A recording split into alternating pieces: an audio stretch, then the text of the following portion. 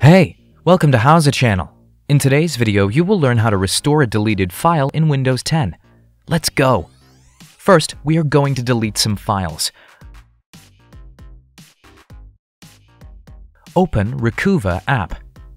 You can find the download link in the description box below. Click Next. Check the file types you want to restore. We chose All Files. Check where the files were located.